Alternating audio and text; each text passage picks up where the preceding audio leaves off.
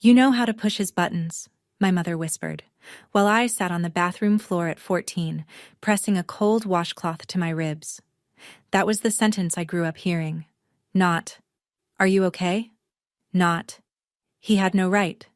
Just, "You know how to push his buttons." Like the bruises were a choice I made. For 18 years, every time my father hit me, my mother waited until he left the room and said some version of that line. And for 18 years, I believed her. I believed I was the problem. The day I moved out, she called and told me I was destroying the family. I said, "You watched him destroy me for 18 years and said nothing." She hung up. 6 months of silence. Then she called again, crying. And she said something I never expected to hear from her.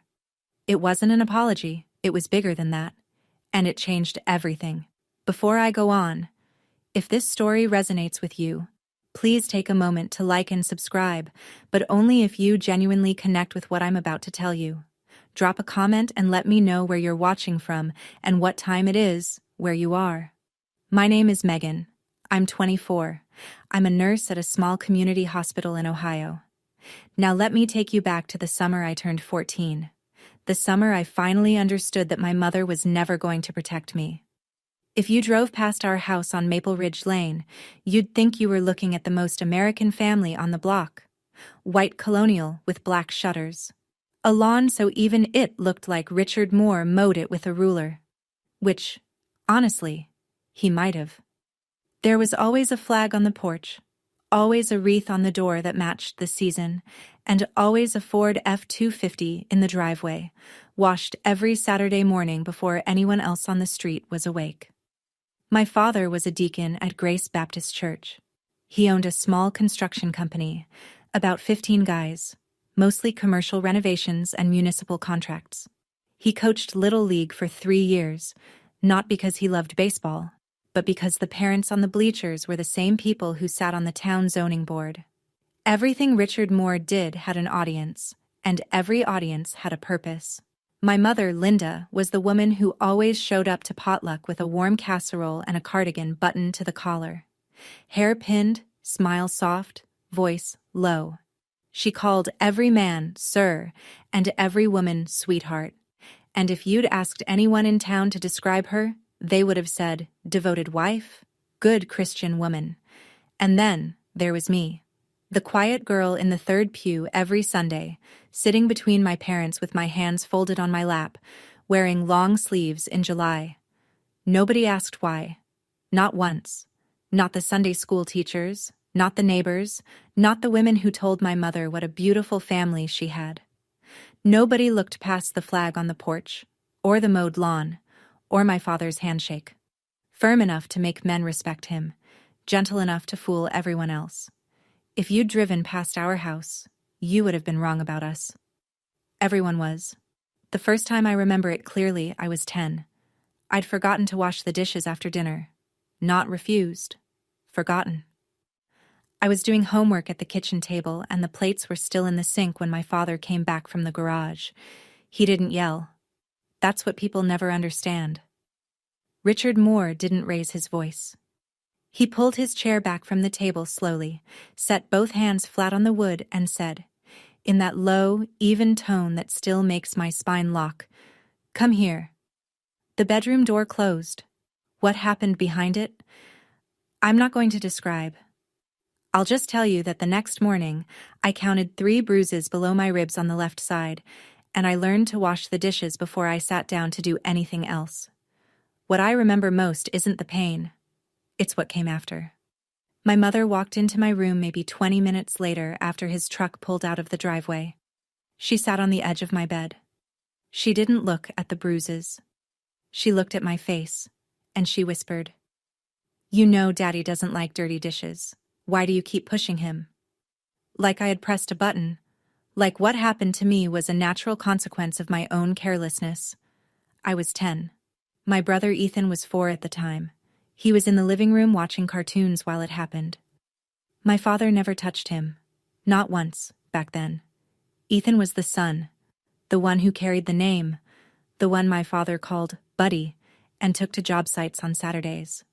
I used to think the difference between us was simple. Ethan was good, and I was the problem. It took me 14 more years to understand that wasn't true. By the time I was 14, I'd been to the emergency room 3 times. Each visit had the same script. My mother drove. My father came along. Calm, concerned, his hand resting on my shoulder like a father in a Hallmark movie. "She's so clumsy," Linda told the intake nurse, "always running around, never looking where she's going." And she'd laugh, that soft practiced laugh. And the nurse would smile back. Because why wouldn't she? The man standing next to us was a church deacon. He coached Little League. He smelled like Old Spice and fresh sawdust. The third visit, though, I remember the doctor pausing. She looked at my arm, then at my chart, then at me. I could feel her question before she asked it. "Is someone hurting you?" My father's hand tightened on my shoulder.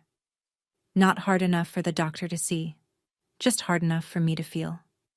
"She fell down the stairs again," he said and smiled. "I keep telling her, no running in socks." The doctor wrote something in the chart. I found out years later what it said. Recurrent injuries inconsistent with stated mechanism. Recommend CPS follow-up. But CPS never came. In a town where Richard Moore had shaken hands with everyone from the fire chief to the county clerk, a note in a chart was just a note in a chart. I didn't know it then, but that chart, those 5 visits, each one documented with dates, descriptions, and a doctor's observations, was sitting in a medical record system, waiting. Not for a lawyer, not for a courtroom. Just for the day I'd be old enough, and informed enough, to ask for it.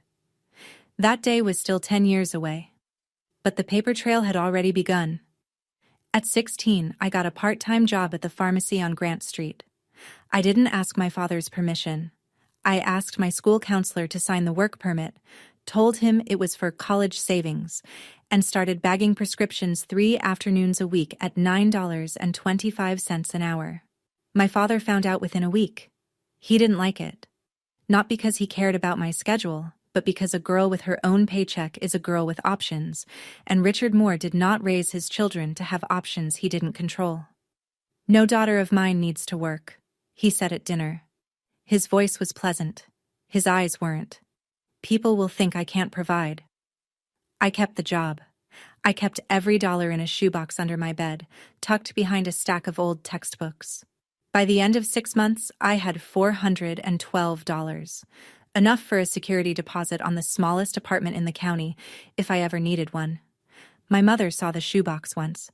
I came home and found her standing in my room, staring at it on my desk like it was a grenade. She didn't say anything. She just looked at me with this expression I couldn't decode. Part fear, part something else. Envy, maybe. Or recognition. Like she was looking at a version of herself that had made a different choice at 22. Then my father found it.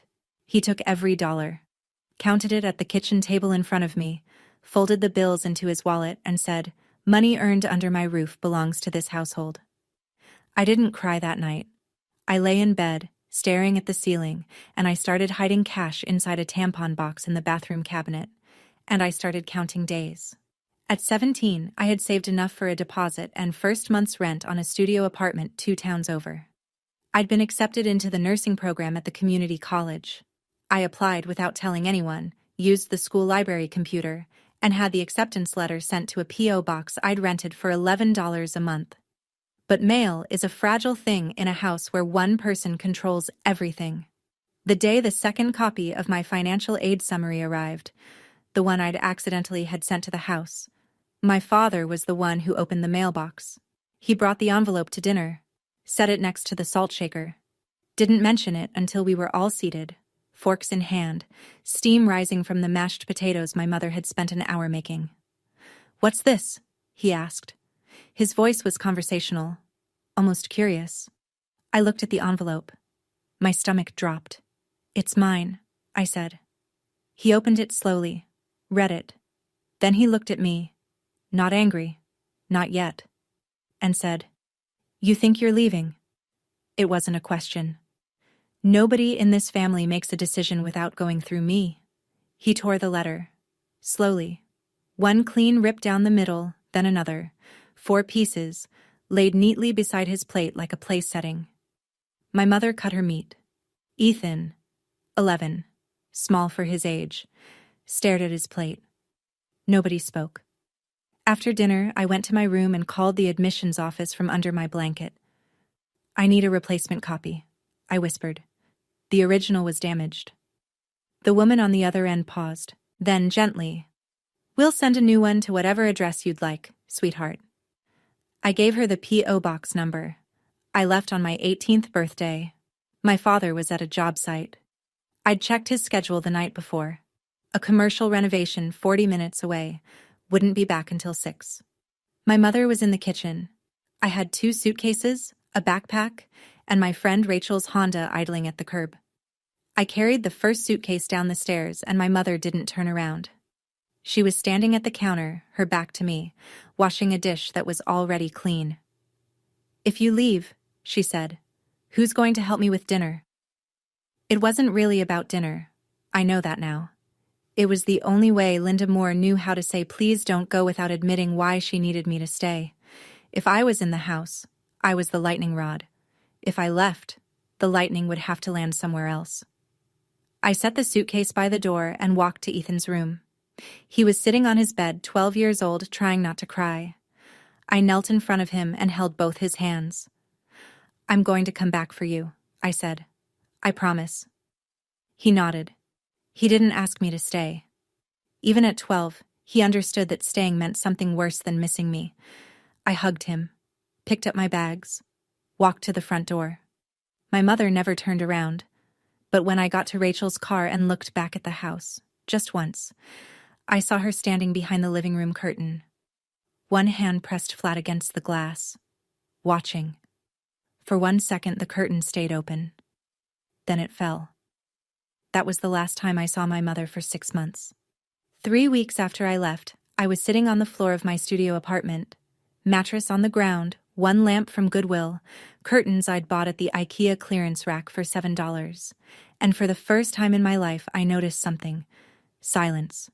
Not the kind of silence that comes before a door slams, the kind that just exists. Peaceful. Ordinary. Then my phone rang. My mother's name on the screen. I almost didn't answer. But some part of me, the part that had spent 18 years hoping she'd choose me, picked up. She didn't ask how I was. Didn't ask about the apartment, the job, the program. She went straight to it. "Your father isn't eating. He's not sleeping. The house feels wrong without you." A pause. Then, "You're destroying this family, Megan. Do you know what people at church are saying?" I sat there, phone pressed to my ear, and I felt something shift. Not anger exactly. Something quieter. Clarity. "You watched him destroy me for 18 years and said nothing," I said. "Don't call me to say I'm the one breaking things." Silence. Not the good kind. Then a click. She hung up. I set the phone on the floor beside me, leaned my head against the wall, stared at the water stain on the ceiling. It looked like a map of somewhere I'd never been. I didn't cry. I think I'd used up all my crying somewhere between age 10 and 17, and there was nothing left. Just a hollow, ringing quiet. I thought she'd call back. That night, the next day, that week. She didn't. 6 months of nothing. I finished my first year of nursing school with a 3.7 GPA and a permanent knot between my shoulder blades from working double shifts at the nursing home on Route 9. My apartment was small but clean. A succulent on the windowsill, a secondhand bookshelf, scrubs drying on a rack by the radiator. It wasn't much, but every object in that room was something I'd chosen, and that made it more mine than any bedroom I'd ever had on Maple Ridge Lane. I tried to call Ethan. 3 times. Each time it went to voicemail. The 4th time, a text came back from my father's number. "Stop calling this phone." Richard had taken Ethan's cell. Of course he had. You can't control a boy if his sister keeps reminding him there's a world outside the house. At night, alone, I'd lie in bed and think, is he okay? Is Ethan sitting in that room right now? counting the cracks on the ceiling the way I used to. And then, the harder question, the one that sat on my chest like a stone. Did I abandon him? One evening, I was scrolling through Facebook, not something I did often, and I saw the Grace Baptist Church page. A photo of my father, grinning wide, arm around Pastor David, standing in front of a banner I had to read twice to believe, 2025 Man of the Year nominee, Richard Moore. Below the photo, a comment from Linda's account. So proud of this man and this family. God is good. The family in that photo was 3 people. I'd been cropped out. I stared at the screen for a long time. Then I closed the app, turned off the light, and lay in the dark, listening to the silence that used to feel safe. That silence felt different now. And then, 11 at night, mid-October, my phone rang again. I almost didn't recognize her voice at first, not because it had changed, but because I'd never heard my mother cry. Not like this. Not raw, uncontrolled, the kind of sound that comes out when you've held something inside so long it breaks the container. Megan. Her voice cracked on the second syllable. Megan, please don't hang up. I didn't speak. I just held the phone. He started hitting Ethan. The room tilted. I pressed my hand flat against the mattress to steady myself, like the floor might actually move. When? I asked. After you left. Slowly at first, shoving, grabbing. Ethan talked back about going to prom with his friends. Your father... She couldn't finish the sentence. She tried again. He hit him, Megan. Hard. Like he used to hit me. She couldn't say it. But we both heard it. And then she said the thing. The sentence I had replayed 1,000 times since, the one I never in my life expected to hear from Linda Moore. I recorded it. On my old phone. I have the audio. His voice. What he said. All of it. Megan, I was wrong. About everything. About all of it. I'm so sorry. I sat on the edge of my mattress in the dark, and I felt something crack open inside me that I thought had healed shut years ago. Not forgiveness. I wasn't there yet. Not relief. Something more complicated. Like watching someone you'd given up on take one single step in the right direction and not knowing whether to feel hope or grief for the 18 years of steps that never came. Send me the file, I said, tonight, and don't delete it. She sent it at 11:47 p.m., 4 minutes and 22 seconds long. I moved fast. The next morning, I called a legal aid office 2 counties over, far enough that nobody would know the Moore name, and explained my situation. The attorney, a woman named Janet, listened without interrupting, then said, You have options. But your father has a head start on the narrative, and in small towns, narrative is everything.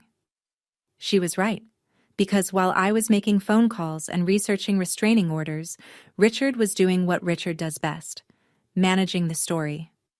Within a week, the version of events circulating through Grace Baptist Church went like this. Megan Moore, troubled since adolescence, possibly using substances, mentally unstable, trying to tear apart a God-fearing family for reasons no one could quite explain. Richard had told Pastor David in private, voice heavy with fatherly concern, that he'd tried everything, that he prayed for me every night, that he feared I was going down a dangerous path. Pastor David called me to check in. His tone was careful, pastoral, but I could hear the shape of my father's words underneath his questions. Your father says you've been going through a hard time, Megan. Is there anything the church can do? It spread beyond the church. A co-worker at the hospital, a woman I barely knew, stopped me in the break room. Hey, I heard you're dealing with some family stuff. You okay? Someone mentioned... She trailed off, embarrassed. In a town of 14,000 people, reputation moves faster than truth. And my father had spent 3 decades building his, brick by careful brick. Who was going to believe a 24-year-old nurse over a deacon who'd poured the foundation for the church's new fellowship hall with his own crew? At cost? Nobody. Not yet. The thing about Richard Moore is that he doesn't just control people. He controls their exits. And Ethan's exit had a price tag, $38,000. That was the savings account my parents had built since Ethan was born. College fund, every birthday check from Grandma Dot, every tax refund bonus, all of it sitting in a savings account at First National, under Richard's name. Legally, that money was his to do whatever he wanted with, and he knew it. Ethan called me from a friend's phone one night, voice barely above a whisper. He'd been accepted into an engineering program. Good school, reasonable tuition, 2 hours from home, a real way out. He sat me down at the kitchen table. Ethan said. He didn't yell. He was calm. He said, "You want this money? You do what I say. No contact with your sister. You don't tell anyone what happens in this house. And you come to the Man of the Year ceremony. You wear the suit I bought you, and you smile." I closed my eyes. "Meg, I need that money. I can't afford it without it. I don't know what to do." There it was. The leash. The same one Richard had used on me, just with a bigger number attached. He wasn't a father saving for his son's future. He was a man who understood that the cheapest prison is the one you build out of someone else's hope. "Don't do anything yet," I told Ethan. "Don't agree. Don't refuse. Just wait." After I hung up, I sat at my kitchen table with a legal pad and wrote 3 things. 1. ER records, my right to request them. 2. Linda's audio recording, Ohio, one-party consent. 3. I needed a stage, and Richard had just built me one. 2 days later, my phone rang. Not my mother this time, my father. His voice was warm, relaxed, the voice he used at church barbecues and town council meetings, the one designed to make you forget he was capable of anything else. "Megan, sweetheart." He hadn't called me that in years. "I know we've had our differences, but I want to put that behind us. The church is doing a Man of the Year dinner next Saturday. The whole congregation's going to be there, 200 people, maybe more. I want our family up on that stage together. All 4 of us. Show everybody the Moores are solid." I held the phone and said nothing. "Pastor David thinks it'd be real meaningful," he continued. "The prodigal daughter comes home. People love that story." I understood exactly what this was. Not an olive branch, a stage direction. Richard needed the image of his family intact, his daughter, returned, smiling, standing beside him. Because the rumors he'd planted about me only worked if I stayed away. If I came back willingly, that proved it was all in my head. That proved he was the good father. Case closed. If I said no, he'd tell the whole town, "See? She's too far gone. Even her own father can't reach her." If I said yes, I'd walk back into his frame and disappear inside it. Either way, he won. Unless I came with a different script. "I'll be there, Dad," I said. He exhaled. Relieved. Victorious, even. "That's my girl." I hung up and stared at the wall. My hands weren't shaking. For the first time in my life, they weren't shaking before a conversation with my father. He'd invited me onto his stage. He didn't know I was bringing my own. The plan was simple, but it relied on people who'd spent their whole lives being anything but brave. I called my mother the next evening, told her what I was going to do. Bring the medical records, play the audio, and let the truth stand in front of the same 200 people my father had spent 30 years performing for. "I need you there," I said. "I'm not asking you to speak. I'm just asking you to stand." The silence on the other end lasted so long I checked to see if the call had dropped. "Megan, I can't." Her voice was small. The same voice she used at the dinner table when my father asked why the roast was dry, or the laundry wasn't folded, or the house wasn't quiet enough. The voice of a woman who'd been trained year by year to make herself as small as possible. You don't know what he'll do. Everyone in that church trusts him. They'll look at me like like you're what, Mom? Like I let it happen." I let that sit. Because she did. And she knew it.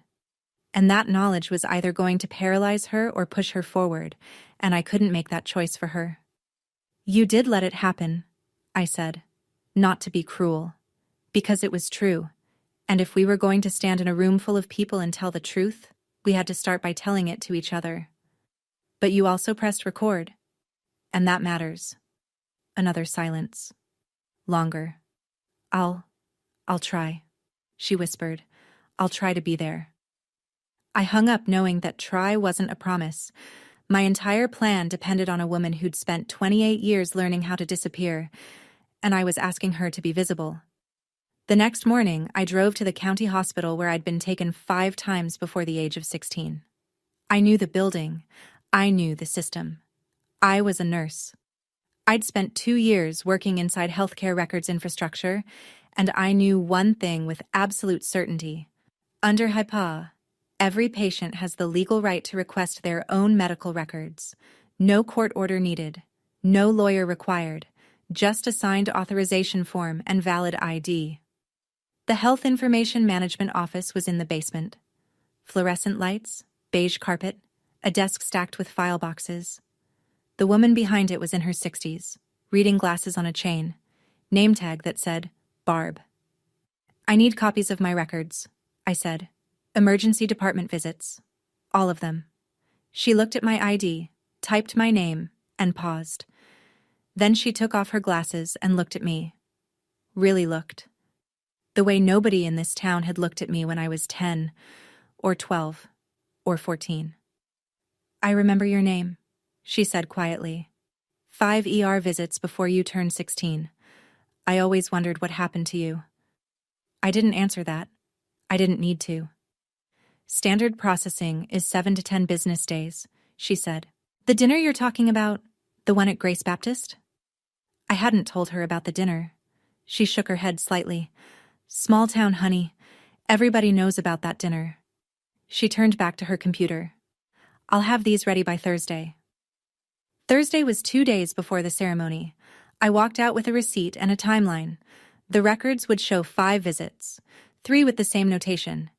Injuries inconsistent with accidental mechanism. 1 with a recommendation for CPS follow-up that never happened. Paper has a long memory, even when people choose to forget. 2 days before the ceremony, Richard Moore threw a barbecue. I heard about it from Ethan, who whispered into his friend's phone from the backyard while my father stood at the grill, holding court. A dozen men from the church, elders, deacons, committee chairs, eating pulled pork and laughing at Richard's jokes in the same backyard where, 6 weeks earlier, he'd grabbed Ethan by the collar hard enough to tear the stitching. He's telling everyone you're coming home, Ethan whispered. He keeps saying, my daughter's finally coming back. Thank the Lord. They're all congratulating him. That evening, I opened Facebook. The Grace Baptist Church page had a new post. A family photo from 8 years ago. Me at 16, Ethan at 10, Linda in the middle, Richard's arm around all of us, everyone smiling. The caption read, Family is everything, through thick and thin. God is good. 87 likes, 22 comments, hearts, prayer emojis. What a blessing. Pastor David called me that night. Megan, your father is so happy you agreed to come. I think this could be a real turning point for your family. The congregation is looking forward to seeing you all together. I listened. I thanked him. I hung up. And I sat in my apartment, looking at the manila envelope on my kitchen table, the one Barb had expedited, and the phone beside it with a 4-minute and 22-second audio file, and I felt the weight of what I was about to do. Richard Moore had spent the entire week turning his Man of the Year ceremony into a redemption story. The wayward daughter returns. The family heals. The patriarch's love conquers all. Everyone claps. He'd written the script, cast the roles, built the stage. He just forgot that I'd learned to read. The night before the ceremony, I almost didn't go through with it. I sat at my kitchen table past midnight staring at the records. 5 ER visits, typed out in clinical language, dates, descriptions, the doctor's careful notations. Next to them, my phone, loaded with 4 minutes and 22 seconds of my father's voice doing exactly what he'd done my entire childhood, only this time to his son. And I thought, what if I'm wrong? Not wrong about the facts. Those were printed in black and white. But wrong about the outcome. What if I stood up in that room and 200 people looked at me the way they'd looked at me my whole life. Like I was the problem? My phone buzzed. Ethan, calling from his friend's phone again. Meg. His voice was barely a whisper. Dad made me try on the suit tonight. He said if I say one wrong word tomorrow, he's pulling every dollar from the account. A pause. He measured my tie, Meg. He actually stood there and measured my tie with a ruler to make sure it was straight. I closed my eyes. I can't do this anymore, he said. I can't sit up there and smile. I can't pretend we're okay. Because we're not okay. We haven't been okay my whole life. And in his voice, I heard myself. 14, sitting on a bathroom floor. 16, hiding cash in a tampon box. 18, walking out a door and not looking back. Except I did look back. And the curtain fell. You won't have to smile tomorrow, I said. I promise. I wasn't going to the ceremony for revenge. I was going because I'd made a promise to a 12-year-old boy 6 years ago, and I was not going to break it. Saturday morning. I laid everything out on the kitchen table. The manila envelope. 5 pages of medical records. Each one stamped with the hospital's seal. Dates ranging from age 9 to 15. Clinical language that said what no one in my family ever would. My phone, fully charged. Linda's audio file synced and tested. A small Bluetooth speaker, the portable kind, the size of a coffee cup, tucked into my bag. I called Janet at Legal Aid one last time. If I play a recording that my mother made in her own home, in front of a public gathering, am I breaking any laws? Ohio is a one-party consent state, she said. Your mother made the recording. She consented. It's legal. And if I share my own medical records publicly? They're your records, Megan. You can do whatever you want with them. I exhaled. I chose my clothes carefully. A plain white button-up shirt, black slacks, flat shoes. No jewelry, no makeup beyond what I'd wear to a shift at the hospital. I wanted to look exactly like what I was. A 24-year-old nurse who works 60 hours a week and pays her own rent. Not the troubled daughter my father had described. Not a victim performing grief. Just a woman telling the truth in clean, simple clothes. I called my mother one final time. Mom, you don't have to say anything. You just have to be there. But if you want to speak, you speak. Her breathing was uneven. Okay. Okay, you'll be there, or okay, you'll try. A long pause. I'll be there. I slid the envelope into my bag, zipped it shut, picked up my keys. The ceremony started at 6. It was noon. 6 more hours of silence. And then, for the first time, I was going to break it. At 2 in the afternoon, my phone rang. Grandma Dot calling from the road. I'm an hour out, she said. Her voice had that steel and gravel quality it always had. 72 years old, widowed, lived alone in a 2-bedroom house outside Columbus, and still the only person in my family who'd ever called things by their real names. Dorothy Jennings had tried to save us once before. When I was 8, she'd come for a weekend visit. I was wearing a t-shirt, rare for me, even then, and when I reached up to grab a glass from the cabinet, the sleeve pulled back, and she saw the bruises. She didn't say anything to me. She went straight to my mother. I was in the next room. I heard everything. Linda, what happened to that child's arm? She fell, Mom. She's clumsy.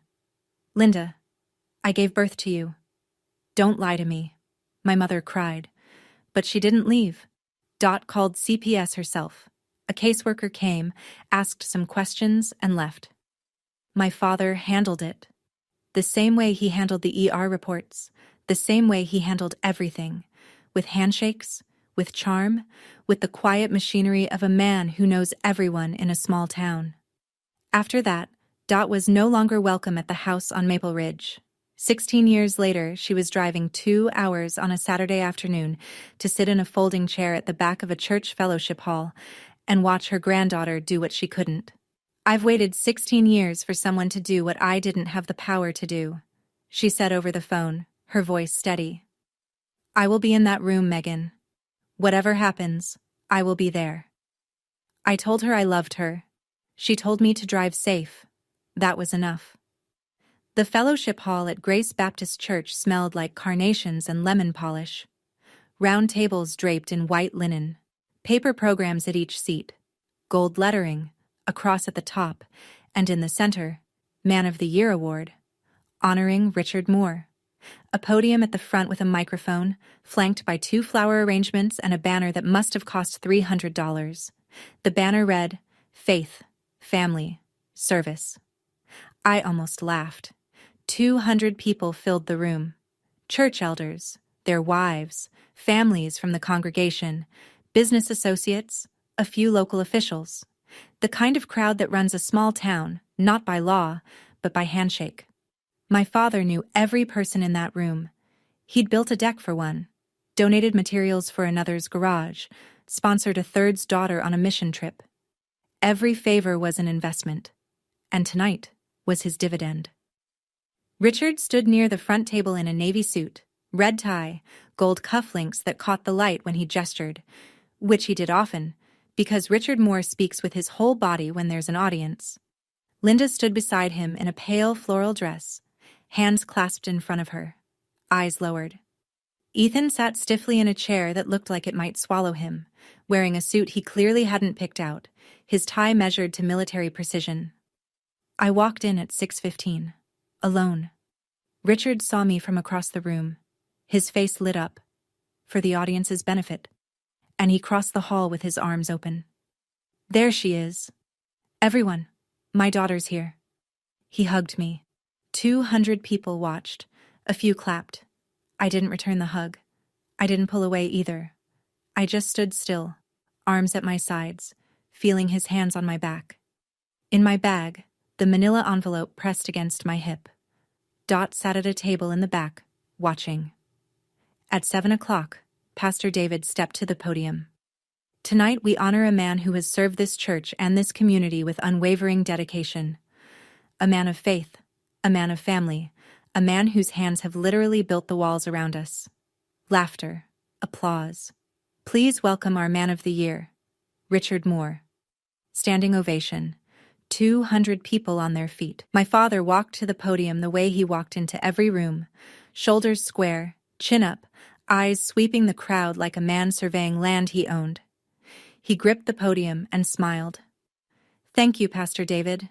Thank you, Grace Baptist. He paused, measured, the way he always paused, not because he needed to collect his thoughts, but because he understood that silence creates anticipation. This past year has tested my family. Some of you know, my daughter and I had a rough patch. A sympathetic murmur from the crowd. But she's here tonight. He looked at me. Because that's what family does. We come home. More applause. A woman at the table next to mine whispered, "Bless his heart." Then he said it. "Megan, come on up here, sweetheart. Stand with your old man." 200 faces turned to me. The weight of expectation, social, communal, religious, pressed in from every direction. If I stayed seated, I was the ungrateful daughter. If I went up and played along, I was his prop. I stood, picked up my bag, walked to the stage. Richard beamed. He put his arm around my shoulder, the same shoulder he'd gripped in the ER a decade ago, and squeezed. I looked at his hand, then I reached up and gently moved it off. Not violently, not dramatically. I just took his hand and placed it back at his side. The room went quiet, and I saw it in his eyes, for the first time in my life. Fear. I stepped to the microphone. Thank you, Pastor David, for letting me stand here tonight. My voice was steady. I'd practiced this in my apartment 3 times. Not the words, just the steadiness. My father said I've been going through a hard time. He's right. I have, but not for the reasons he told you. Richard moved toward the microphone. Megan, that's enough. I stepped to the side out of his reach and kept going. I was admitted to the county emergency room 5 times before I turned 16. Every time, my parents told the doctors I'd fallen. Every time, the medical staff documented something different. I unzipped my bag and pulled out the manila envelope, Set it on the podium, open, the hospital stamp visible. These are my medical records, my own records, which I have every legal right to share. They describe, and I'm quoting, recurrent injuries inconsistent with stated mechanism. On one visit, the attending physician recommended a child protective services follow-up. It never happened. Silence. Not the comfortable kind, the kind where 200 people realize they're holding their breath. Richard's face had gone white. His mouth opened, but nothing came out. For a man who'd built his entire life around controlling the room had just slipped out from under him. These records are right here, I said, on this podium. I'm not asking anyone to take my word for it. I'm asking you to read. A woman in the second row pressed her hand to her mouth. An older man I recognized from the deacon board leaned forward in his chair, staring at the podium like he was seeing it for the first time. Richard found his voice. She's lying. She's been unstable for years. I told you all. I didn't argue. I just opened the envelope and fanned the pages across the podium. Read, I said. Richard pivoted to Pastor David, who was standing at the side of the stage with his hands frozen at his waist. David, this is a family matter. We don't need to. There's one more thing, I said. I took my phone from my bag and set the Bluetooth speaker on the podium. My hands were calm. I'd checked the volume twice in the parking lot. I pressed play. The sound that filled the fellowship hall was unmistakable. My father's voice, not the warm, measured baritone that charmed 200 church members, but the real one, the one that lived behind closed doors. Low, cold, absolute. You talk back to me one more time. A sharp sound. Something hitting something. Then Ethan, my brother, 18 years old, crying out, "Sit down, shut up. In this house, what I say goes."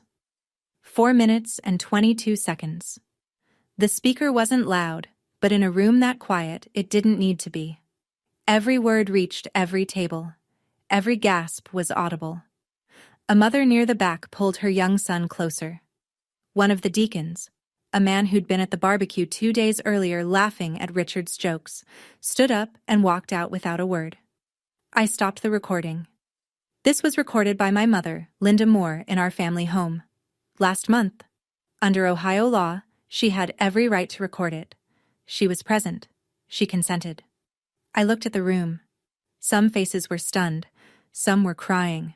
A few looked angry.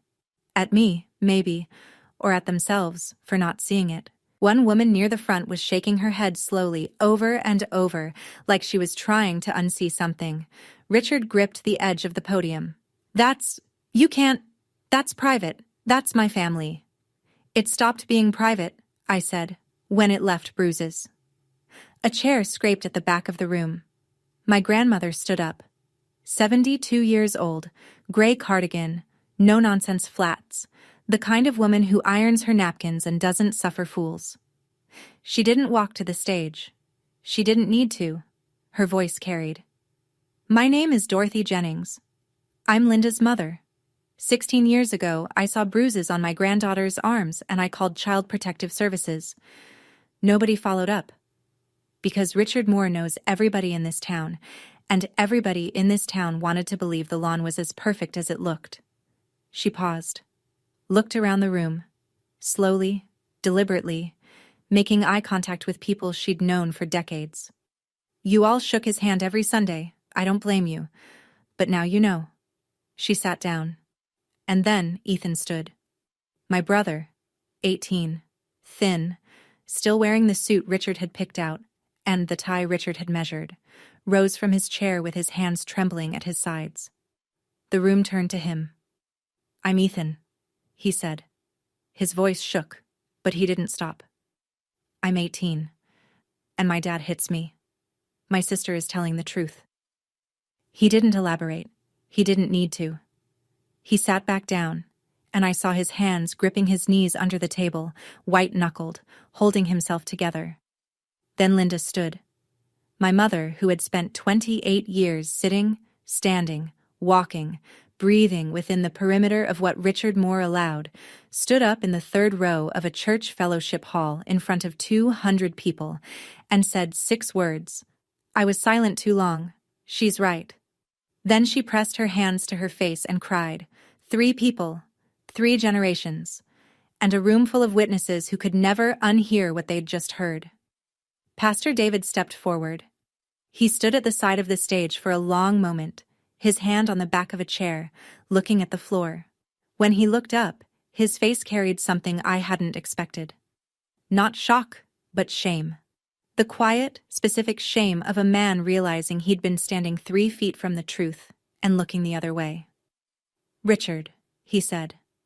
His voice was level, but the warmth was gone. I need to speak with the deacon board. Right now.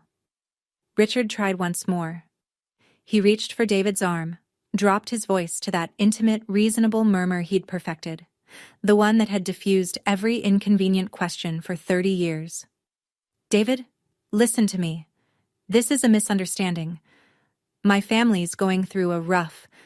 Richard, Pastor David pulled his arm back. Not right now.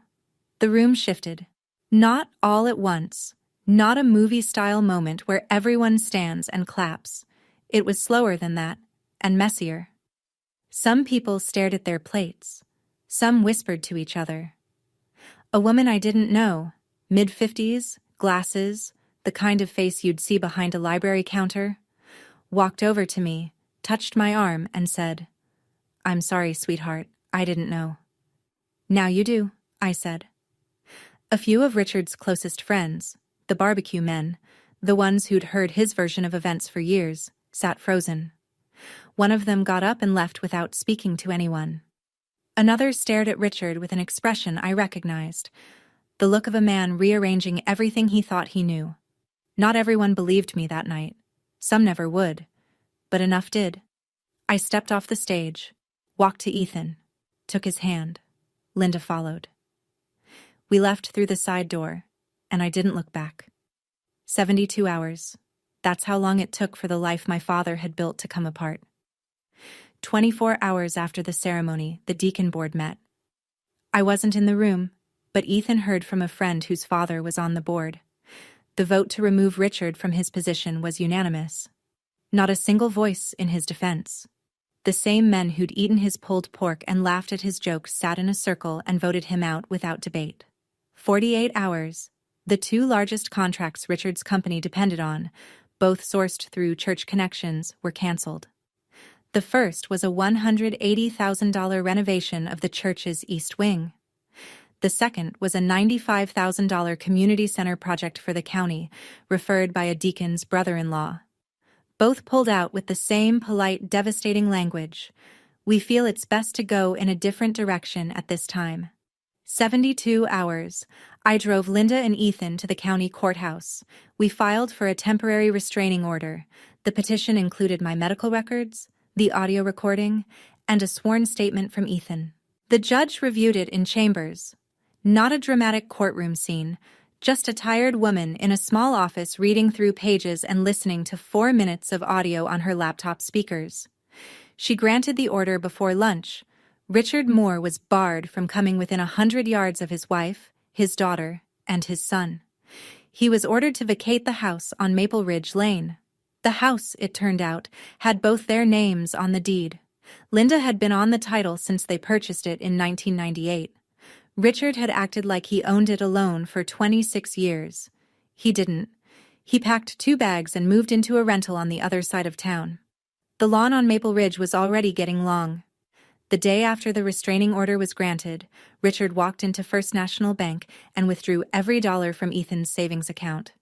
$38,000. Gone before the teller finished counting. He thought it was a punishment. One final act of control. If he couldn't own his family, he'd make sure his son paid for leaving. But Grandma Dot had planned for that. Your grandfather always said, "Never let a bully hold the checkbook," she told me over the phone, her voice matter-of-fact, like she was reading a grocery list. I listened. 5 years earlier, quietly, without telling anyone, Dot had opened a 529 education savings account in Ethan's name. $200 a month pulled from her late husband's pension. $12,000. Not a fortune, but enough to keep the door open.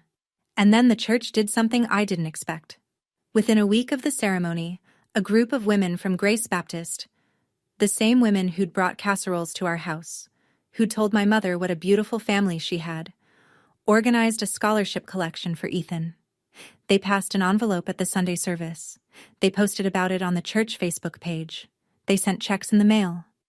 By the following Sunday, $8,400. $12,000 from DOT. $8,400 from the community, a financial aid application that Ethan and I filled out together on my kitchen table on a Tuesday night, eating takeout pizza on paper plates. It wasn't $38,000. It wasn't the golden path Richard had dangled and yanked away, but it was enough. And the best part? Richard's decision to drain the account became the final proof of who he was. The man who stole his own son's college fund out of spite. Even the people who'd been on the fence stopped defending him after that. The leash was cut. 2 weeks after the ceremony, I drove to the house on Maple Ridge. It was strange, pulling into that driveway without the Ford F-250 taking up the whole width of it. The flag was still on the porch. The lawn was uneven. The wreath was last season's. Linda was in the kitchen. Not cooking. Just sitting at the table, looking out the window at the backyard where the barbecue grill still sat, uncovered, rusting at the legs. The house was quieter than I'd ever heard it, and for the first time, the quiet wasn't a warning sign. She didn't look up when I came in, but she spoke. "Do you forgive me?"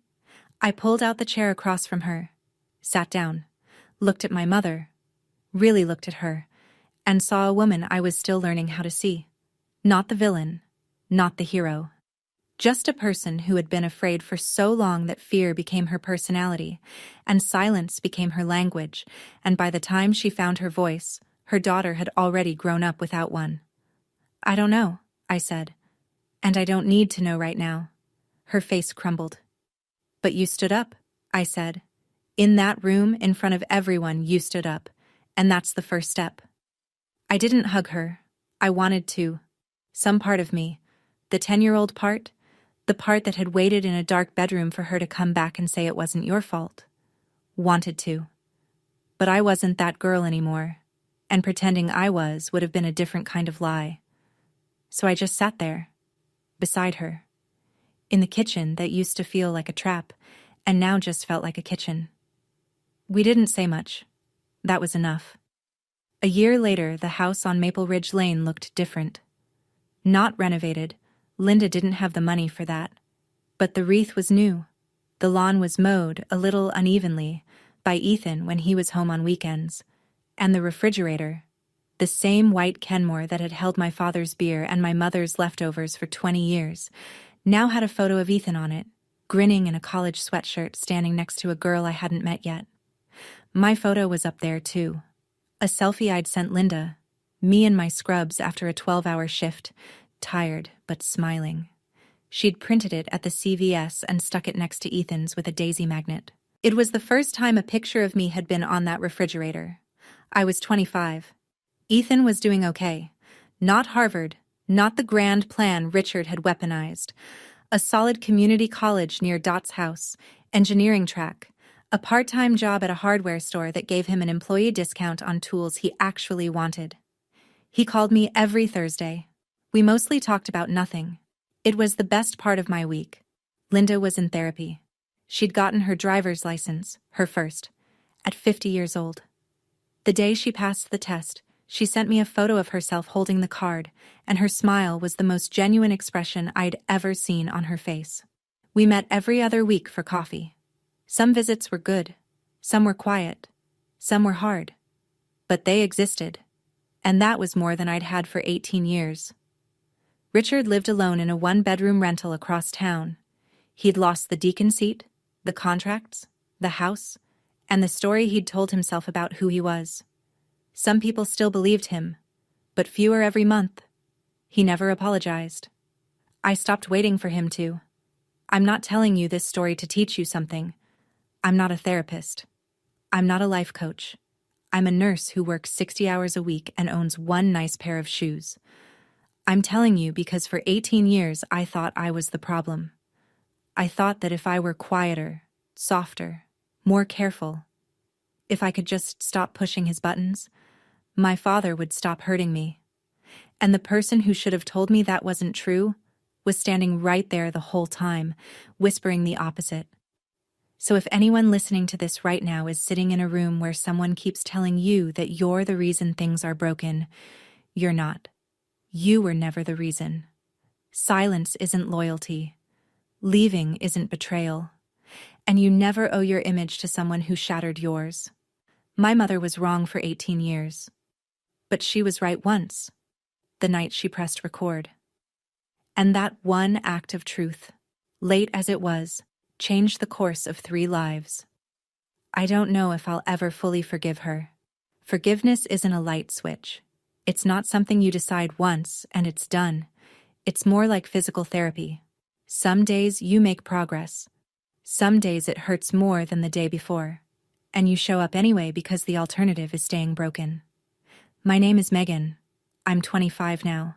I still live in that studio apartment. I still have the IKEA curtains. And for the first time in my life, I don't flinch when my phone rings. That's enough.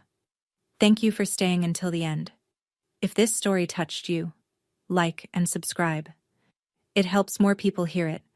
And if you've got a story of your own, the comments are open. No judgment here.